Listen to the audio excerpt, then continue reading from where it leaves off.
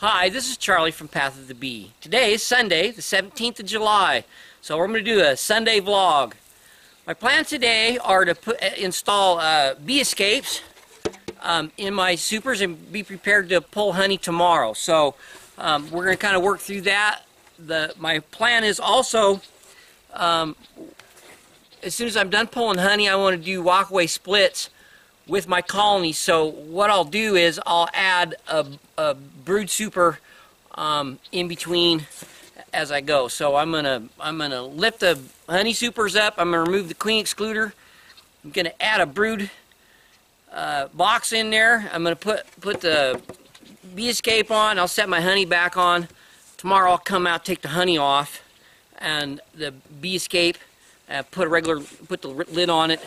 And then as I find time in the next day or two or three, I'll just come out and do splits. I'll pull the top two boxes off and then put them on a bottom board, and then put another on the remaining single brood chamber and a bottom board. I'll put another empty brood nest, a new lid, and leave them there. And the ones I pull off, I'll take to a new apiary and set them up, and we'll just wait for emergency queens to develop in the ones that ended up with queenless. And so that's how I'm going to do that.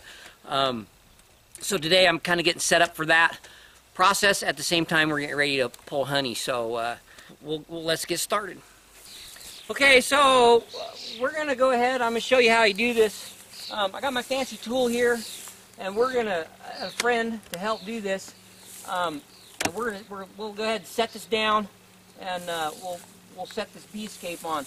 I meant bee escape there. I'll show them what direction it goes. So when you have these, the idea is that in the bee escape, the triangles, the bees will get in this hole, and they'll go down to this triangle, and they'll get lost and won't be able to get back in. So that forces them to stay down, and they'll go down the brood nest to check out what's going on through this hole.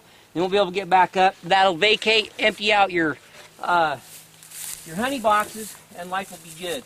So we need the regular lid here. We're going to set this right here in front. So you set that down. I'm going to set this on that, pull the clean excluder, and then here we go. Okay, so this is another fancy tool that I made. Allows two people to pick up pretty heavy stuff. We originally just used to move my friend and I these colonies with just this tool before I built the bee loader. So we'll show you how it works. We're just going to take the top one off. You got cracked? Yep. You set it right down here. I'll pop the clean excluder.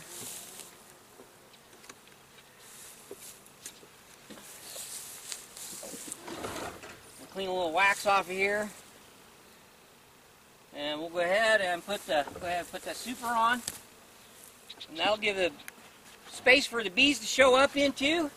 And then remember, screen down on the bee escape, and then we'll put our honey super right back on top.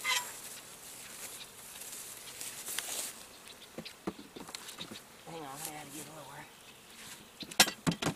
lower. Box, got it? And up we go, and there we go like that. Off we come. All right, and I put the lid back on. We're just gonna move on down the line. That's how we're gonna do her. So I'll give you a shot of the whole apiary when we're done. Show you how it looks.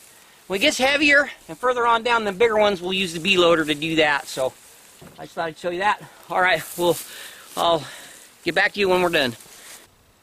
Okay, so as you can see, we completed the job. We've got our super in underneath of bee escape on each one of the colonies. So some of them are 6 high right now. It's pretty tall on top of a really tall hive stand. So they're up there like the Empire State Building tall, and I can't even go any higher really with the bee loader, simply because I can't reach that high to operate it. So that's going to be it for there.